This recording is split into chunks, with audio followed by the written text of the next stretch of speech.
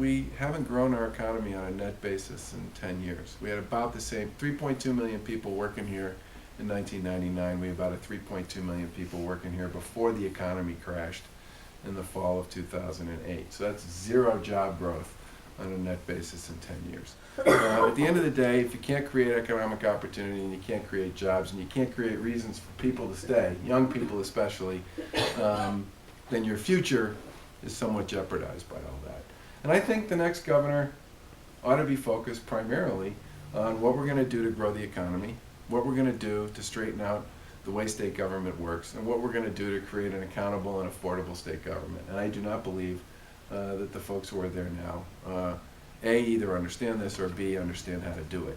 And as somebody who's been involved in two turnarounds, one when I worked in the Weld administration in the early 90s, and again when I went to Harvard Pilgrim, which was teetering sort of on the verge of bankruptcy when I got there, I know how to do this. I know how to turn around organizations that are floundering. I know how to turn them around in the public sector. I know how to turn them around in the private sector. We should have full disclosure around pricing in healthcare. I think the price of every service ought to be publicly available and people ought to have access to that information. I don't know how we'll ever have an open conversation that's informed about what's driving the cost of healthcare until we make publicly available price data.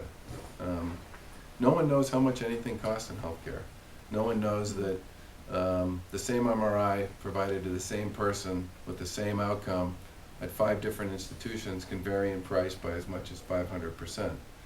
Until that information is publicly available and until people can really engage in an open and honest and informed conversation about what stuff really costs in healthcare, I don't think we're ever going to get our arms around the cost How would you question. do that? Here's another one for you. Sales tax. Got to get it back to 5% and got to get the income tax back to 5%. 5 and 5. That's the way I think An about alcohol tax? it.